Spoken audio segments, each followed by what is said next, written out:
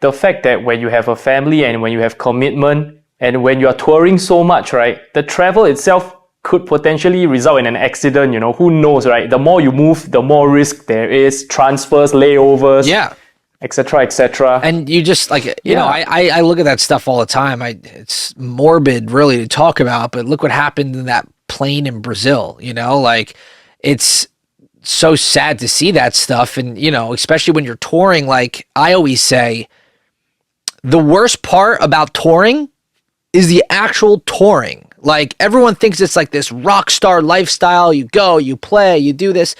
No, like you're in this little metal tube for a couple of hours. Then you get to a hotel by yourself. If you're lucky, you know somebody in the city that could take you out or show you around and stuff like that. But most times I'm sitting in my hotel room, like going through music or taking a nap or whatever.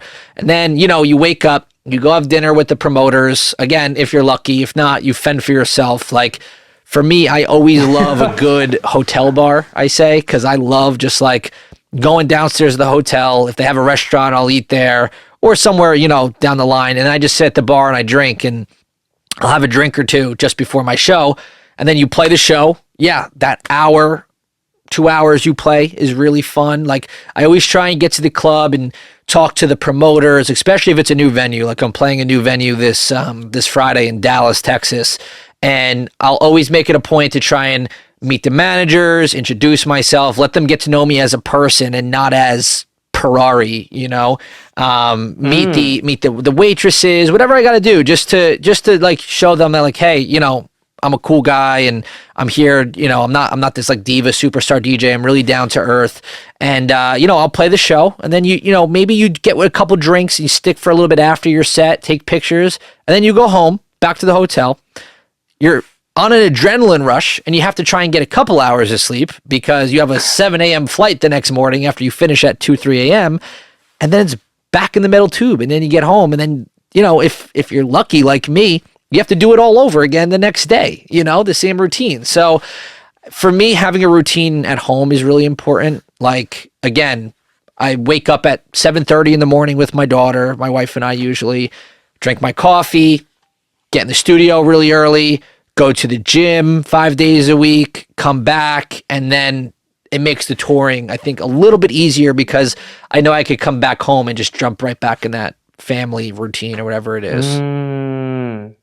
Yeah, we probably can go over what your typical day looks like. But before we change the subject, right, I think another very important point to point out is acts, duo acts or trio acts like Above and Beyond, Medusa, Vini Vici. They do not all tour together. If you realize, there's only one guy that's doing the touring, right? Then the rest are like producers, but they still represent the brand in a way. Yeah. You know? It's like, it's becoming a little bit more popular, like now I see with like Medusa and like those guys. But for me, it was always like watching Bassjackers, Marlon and Ralph. So Marlon pretty much stays home and produces the music, and Ralph is the one that goes out on tour.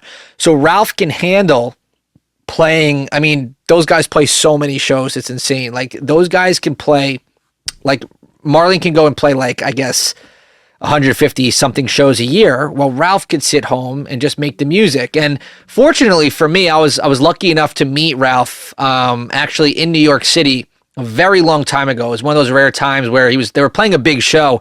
They were actually playing with my buddy MAKJ at Governor's Island here with bingo players.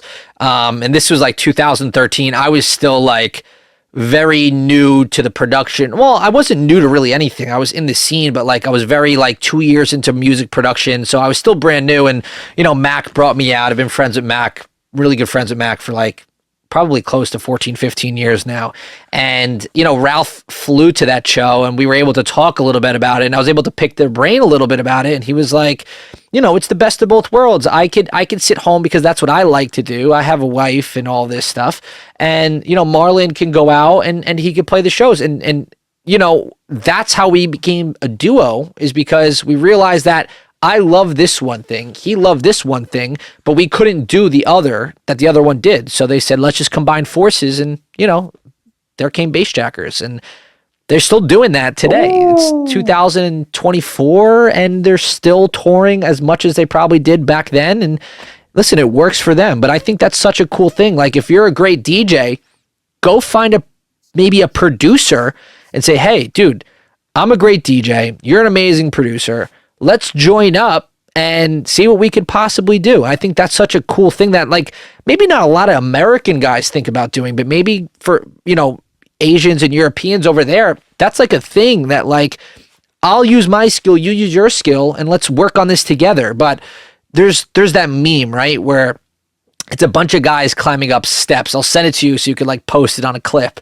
But it says like European DJs, and it's like all these guys walking upstairs and they're all helping each other. And then it says American DJs where like they're all like falling down the stairs and one guy's at the top. But it's so true. It's like I've always felt like American guys are always looking to one up each other, where, guys in Europe and guys in Asia are always looking to help each other. And that's kind of where like I've stepped in with my school and like my other friends, the Get Down guys. We just talked about them a little bit, but we've been trying to help and bring a community together around it, because I feel like that was something that was missing really in our industry. And, I think we're doing a good job with it. I can't speak on what other people think, but I think what we're doing is really invaluable and awesome.